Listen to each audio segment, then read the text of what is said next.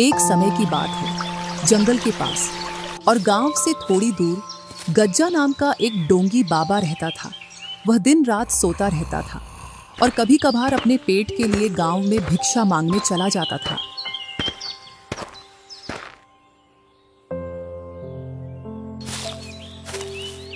अरे, आज फिर से सूखी रोटी और दाल मिली है, जबकि गांव के कई घरों से पकवान की खुशबू आ रही थी।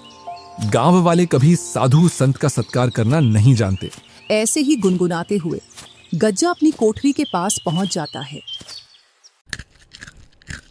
वहीं रूखी सूखी रोटी खाकर वह सो जाता है।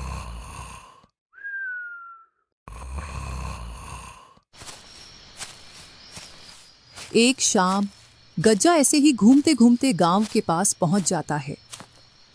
जब वह मुखिया के घर के पास पहुंचता है तो उसको पकवान की मस्त खुशबू आती है। आज तो मुखिया के घर में कुछ खास बन रहा है, जो इतनी मस्त खुशबू आ रही है। अगर इससे भोजन मांगूंगा तो यह मुझे वही सूखी रोटी पकड़ा देगी। क्यों ना थोड़ा इंतजार करूं। जैसे ही मुखिया की पत्नी रसोई घर से इधर उधर हुई तो कुछ पकवान लेकर अपने मुकाम पर पहुंच जाऊंगा। थोड़ी देर बाद मुखिया की पत्नी रसोई घर से बाहर चली जाती है। इस मौके का फायदा उठाकर गज्जा पकवान उठाकर ले आता है और अपनी कुटिया की ओर चल देता है। अपनी कुटिया में पहुंचकर मस्त खाना खाता है और बोलता है, जो चोरी के भोजन में स्वाद होता है वह किसी और भोजन में नहीं होता।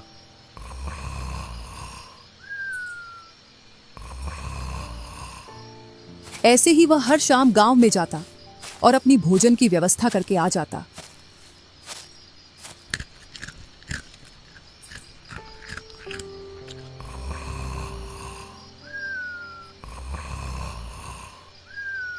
अब गज्जा का रोज का यही काम हो गया था।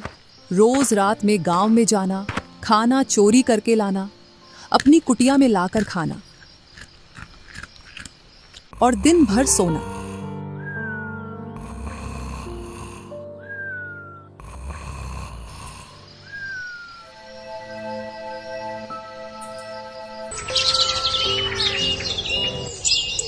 एक दिन गज्जा के दो चेले कल्लू और भूरा गज्जा के पास आते हैं। अरे यार भूरा, गुरुजी को देख, दिन भर और रात भर मस्त सोते रहते हैं। अभी तो ये फेरी पर भी नहीं जाते। पता नहीं अब क्या खाते हैं या कोई सा मंत्र इनके हाथ लग गया है जिससे इनको भूख नहीं लगती। ऐसा लगता है जैसे रोज पकवान खा रहे हों। यही तो मैं तुमसे कहना चाहता था, फिर मुझसे पहले तुमने बोल दिया। यही तो मेरी समझ में नहीं आ रहा। अब गुरुजी फेरी भी नहीं कर रहे। पता नहीं कौन सा मंत्र मिल गया जो अब इनको भूख नहीं लगती। भूरा, इसका पता तो हमको गुरुजी से ही मिलेगा। चल गुरुजी से पूछते हैं। इधर गज्जा घोड़े बेचकर सो रहा था। कल्लू और भूरा ने गज्जा को जोर से हिलाया, तब जाकर गज्जा की नींद खुली। अरे भाई कल्लू और भूरा, तुमने मुझे गहरी नींद से क्यों जगाया? गुरुजी को हम दोनों की तरफ से प्रणाम। हाँ प्रणाम। बताओ, तुमने मुझे क्यों जगाया है? गुरुजी, एक बात बताओ, आप दिन भर सोते रहते हो और रात के समय में कोई भी गांव वाले घर से बाहर नहीं निकलते जिससे कि तुम भिक्षा मांग लाओ। गुरुजी, हम दोनों इसी बात को लेकर चिंतित हैं कि आप बिना खाए पिए इतना दिनों तक कैसे जीवित हैं। तो आप खाते क्या हो? हमारी समझ में ये बात नहीं आ रही है। तुम दोनों को तो पता है मैं कितना ध्यान में लीन रहता हूं। बस उसी का फल है कि मैं अब अपनी सिद्धि के द्वारा अपने शरीर पर कंट्रोल रख सकता हूं। यही कारण है कि अब मुझको दिव्य शक्तियां प्राप्त हो गई हैं और अब मुझको भूख भी नहीं लगती है। तुमको लगता है कि मैं सारे दिन सोता रहता हूं, जबकि मैं सोता नहीं हूं। जमीन पर लेटकर अपनी आंखें बंद करके ध्यान में लीन रहता हूं। माफ करना गुरुजी, हम तो आपके पास कुछ और ही सोच कर आए थे, पर आप तो और कुछ ही निकले। आप अपने ध्यान में लगे रहो। हमको तो ज्ञान प्राप्त हुआ नहीं, हमको तो अब मेहनत करके जीवन का गुजारा करना पड़ेगा। ठीक है मेरे शिष्यों, अब मेरा ध्यान में लीन होने का समय हो गया है। तुम जाओ और मुझे परमात्मा में लीन होने दो। भूरा और कल्लू वहां से चले जाते हैं। इधर गज्जा अपनी नींद में व्यस्त हो जाता है। अरे यार भूरा, तुझको गुरुजी की बातों में कितनी सच्चाई नजर आती है। कल्लू यार, हो सकता है गज्जा को ज्ञान प्राप्त हो गया हो। वैसे तो वर्षों से गुरुजी बना बैठा है, क्या पता उसने कोई सिद्धि प्राप्त कर ली हो। कुछ भी हो भूरा, लेकिन मुझको यह बात हजम नहीं हो रही है कि उस गज्जा को सिद्धि प्राप्त हो सकती है। तूने देखा नहीं था वो किस तरीके से अपने शिष्यों के साथ बदतमीजी से पेश आता था। हाँ भाई, बात तो ठीक कह रहा है। उसने एक दिन गांव के रमेश की लड़की छेड़ दी थी जब वो उसके पास शिक्षा लेने आई थी। कुछ तो गड़बड़ है, इस गुरुजी पर निगाह रखना पड़ेगा। हाँ भाई, हम गुरुजी पर कुछ दिनों के लिए निगाह रखें, फिर हमको पता चल जाएगा कि वो क्या खाता है और क्या पीता है और उसको सिद्धि प्राप्त हुई है या नहीं। हाँ भूरा, तुम बिल्कुल सही बोलते हो। हम गज्जा पर कल से ही निगाह गड़ाकर उसकी निगरानी करेंगे, तभी उसकी सच्चाई का पता लगेगा। अच्छा हुआ उन दोनों कमीनों को मैंने मूर्ख बनाकर भेज दिया। अगर मेरी सच्चाई जान जाते तो ये मुझसे पहले गांव में पहुंच जाते और जिस भी घर में पकवान बनती तो वह चोरी करके ले आते या फिर गांव वालों के सामने मेरा भांडा फोड़ देते।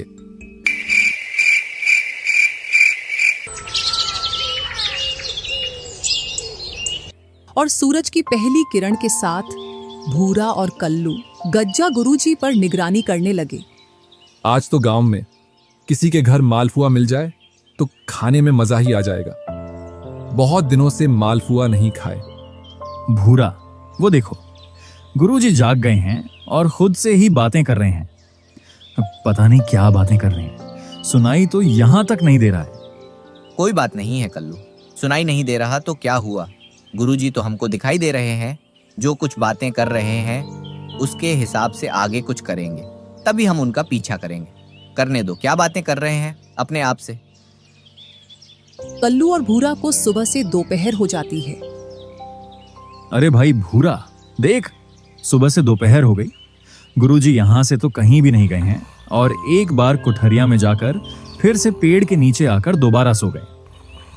कल्लू, तू जाने की तो छोड़, एक बार से दूसरी बार वे खड़े भी नहीं हुए। मुझे लगता है उनको सिद्धि प्राप्त हो गई है। हम तो वे फजूल में उन पर शक कर रहे हैं। चल, यहाँ से चलते हैं।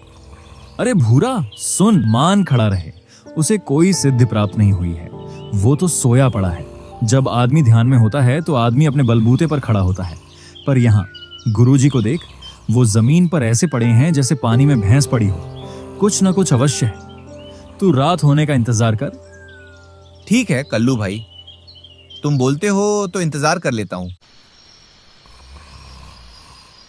जैसे ही रात होती है तो गज्जा खड़ा होकर गांव की ओर चल देता है। अरे कल्लू, वो देख, गुरुजी तो गांव की ओर जा रहे हैं। हाँ भूरा, चल, हम भी इनका पीछा करते हैं। भूरा और कल्लू चोरी छिपे गज्जा का पीछा करते हैं और गज्जा जैसे ही गांव में पहुंचता है तो चोरी छिपे घरों के आसपास घूमने लगता है। गुरुजी घर के आसपास क्यों घूम रहे हैं, मेरी तो कुछ भी समझ में नहीं आ रहा है। सब्र कर भूरा, सब्र कर और देख गुरुजी क्या करते हैं। इस घर में से पकवान की खुशबू आ रही है। चलो जल्दी से इस घर से खाना ले आता हूं। अभी कोई भी नहीं दिख रहा है। कल्लू और भूरा ने थोड़ा इंतजार किया और गज्जा उस घर में से खाना चोरी करके अपनी कुठरिया की ओर चल देता है।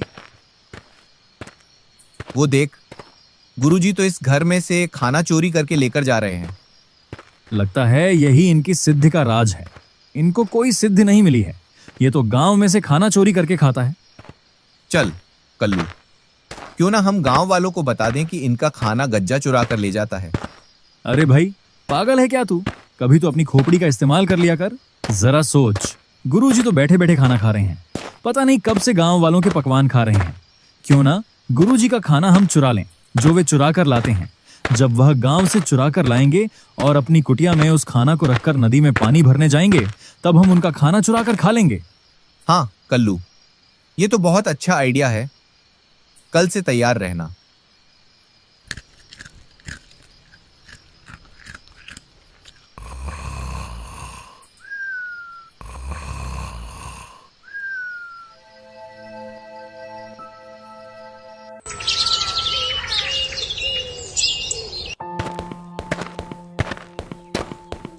चल गज्जा, तेरी ड्यूटी का समय हो गया। कल का भोजन तो बहुत ही स्वादिष्ट था। मालपुआ खाने का मन कर रहा था तो मालपुआ मिल गए थे। आज भी कुछ स्वादिष्ट खाना मिलेगा। चल गज्जा, चल।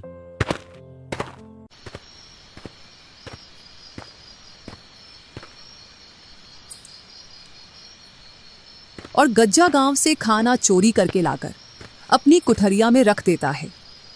फिर अपना कमंडल लेकर नदी की ओर पानी भरने के लिए चल देता है।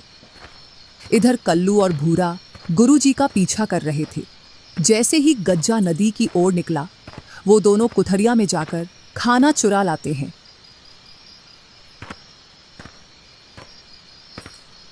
और दोनों जंगल में जाकर उस खाना को खाते हैं। अरे, मेरी पकवान कहाँ गई? आज तो मैंने बड़ी ही स्वादिष्ट पकवान बनाई थी। हाँ जी, सुनते हो? हाँ, भाग्यवान, क्या हुआ? मैंने बड़ा ही स्वादिष्ट खाना बनाया था। आपने पूरा खा लिया, मुझे और बच्चों के लिए भी नहीं छोड़ा। अरे, मैंने अभी तक खाना नहीं देखा। खाने की तो दूर की बात है। कुछ दिनों पहले भी अपने घर में ये घटना हुई थी। ऐसा लगता है जरूर हमारे गांव में कोई खाना चुराता है। गुरुजी को इतना अच्छा समझते थे, वो तो चोर निकले। अब तो हम भी चोर बन गए। चोर नहीं, महाचोर बोल भाई, क्योंकि अब हम चोर के घर से चोरी करके लाते हैं। ऐसा 3 दिनों तक चलता है। गज्जा गांव से खाना लाता और कल्लू भूरा उसकी कुठरिया में से चुराकर खा लेते हैं। 3 दिन से भूखा मर रहा हूं। खाना लेकर आता हूं और कोई चुराकर मेरा खाना खा जाता है। आज ना, पहले मैं पानी लेकर आता हूं, इसके बाद खाना चुराने जाऊंगा। गज्जा आज पहले नदी से पानी लाता है। इसके बाद वह गांव में खाना चोरी करने के लिए जाता है।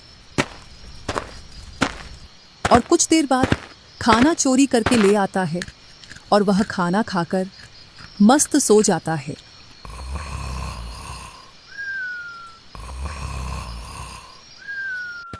इधर गांव में इस बात का पता लग जाता है कि गांव में कोई खाना चुराता है। विशेषकर उस घर में खाना की चोरी होती है जिस घर में कुछ पकवान बना हो। उधर कल्लू और भूरा की 2 दिनों से दाल गल नहीं पा रही थी, तो दोनों सलाह बनाते हैं। यार भाई, कुछ तो करना पड़ेगा, नहीं तो मुफ्त का खाना नहीं मिल पाएगा। मेरे पास एक आइडिया है। क्यों ना हम गुरुजी को गांव वालों की आवाज से डराएं, जिससे गुरुजी अपना खाना छोड़कर अपनी कुटिया में चला जाएगा। रोज रात की तरह गज्जा गांव से खाना लेकर आ रहा था, तो कल्लू और भूरा उसका पीछा करते हुए कल्लू मुखिया की आवाज में बोला, अरे हरिया, तुमने उस खाना चोर को इसी रास्ते से जाते हुए देखा है ना? हाँ मालिक, खाने की खुशबू आ रही है। लगता है चोर यहीं कहीं आसपास है। इतना सुन गज्जा के रोंगटे खड़े हो गए। वह अपने मन में सोचता है, इस खाने को मैं इन झाड़ियों में छिपा देता हूं, जिससे यह मुखिया और उसका नौकर यहां से निकल जाए। गज्जा उस खाना को झाड़ियों में छिपाकर वहां से कुटिया की ओर चला जाता है। कल्लू, अपना आइडिया तो काम कर गया। ले भाई, जी भर के खाना खा। जल्दी खाना खाकर निकल चलो यहां से, नहीं तो गुरुजी आ जाएंगे।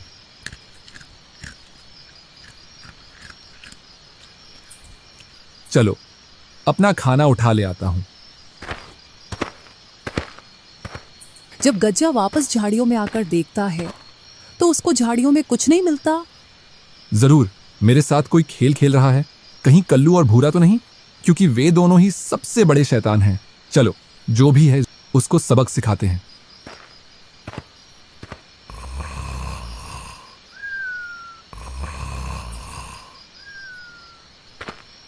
दूसरी रात जब गज्जा खाना चुरा कर आ रहा था, फिर से कल्लू और भूरा ने गांव वालों की आवाज निकालकर गुरुजी को डराया और गज्जा फिर से खाना को झाड़ियों में छिपाकर।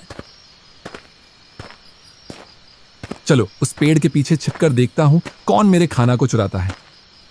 थोड़ी देर बाद गज्जा देखता है तो उसका मुंह खुला का खुला रह जाता है और वह बोलता है, कल्लू और भूरा, मैं बताता हूं गुरु क्या होता है।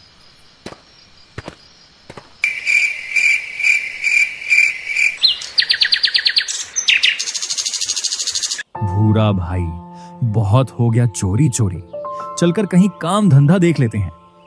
वो गज्जा गुरुजी अपन से 2 कदम आगे, कहीं फंसा न दे।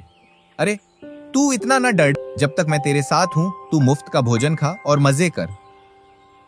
रात हो जाती है। दोनों गुरुजी का इंतजार करते हैं। आज तो बहुत देर कर दी, अभी तक गांव की ओर नहीं गया।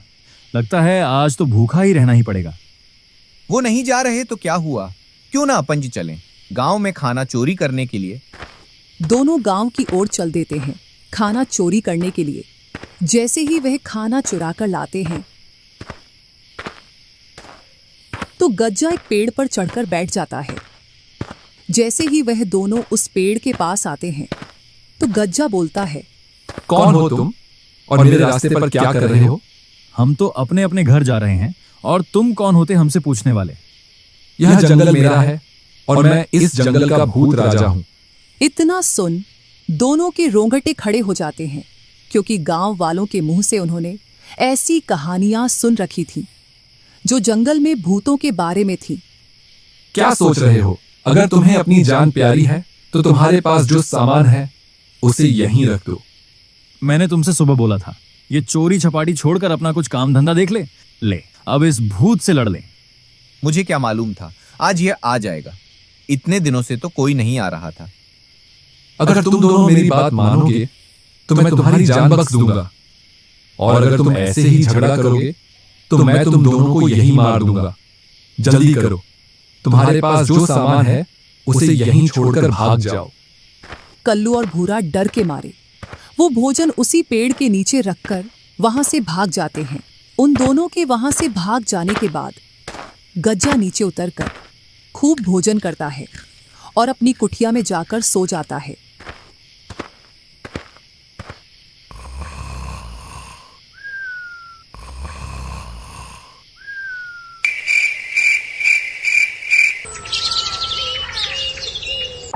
दूसरे दिन देख भाई कल्लू, गुरुजी कैसे आराम की नींद ले रहे हैं। अगर ये भूखे होते तो उठ बैठते। मुझे तो लगता है इन्होंने ही कल हमें बेवकूफ बनाया है।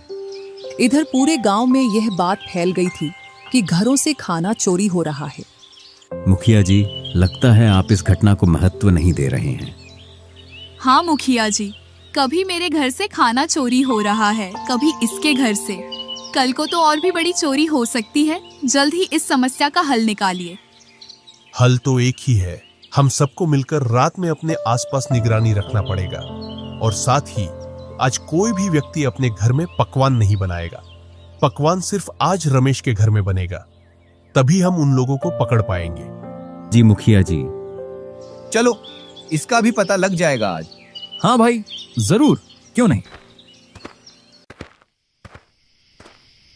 जैसे ही रात होती है तो वे दोनों अपने काम में लग जाते हैं। इधर कुछ गांव वाले उनको देख लेते हैं। अभी इनका कुछ भी नहीं करना, इनको तो उनके अड्डे पर जाकर पकड़ेंगे। चलो, अपने मुकाम पर पहुंच जाता हूं। जरूर दोनों चेले भोजन की चोरी करने गए होंगे। जैसे ही वह दोनों भोजन चोरी करके गांव से बाहर आते हैं तो उनके पीछे गांव वाले और मुखिया लग जाते हैं। जैसे ही वह दोनों पेड़ के नीचे आते हैं तो फिर से उन्हें आवाज आती है। वह दोनों डर के मारे खाना उसी पेड़ के नीचे रख देते हैं और आगे बढ़ जाते हैं। उधर गांव वाले भी पास में छिप जाते हैं। रुक कल्लू, रुक। यहीं रुक कर देखते हैं कि कौन इस पेड़ से नीचे उतरकर अपना खाना खाता है। हाँ भाई। वह दोनों थोड़ी देर तक वहीं रुककर देखते हैं तो पेड़ से नीचे उतरते हुए गुरुजी दिखाई देते हैं। अपना शक सही निकला। हो ना हो गुरुजी ही होंगे।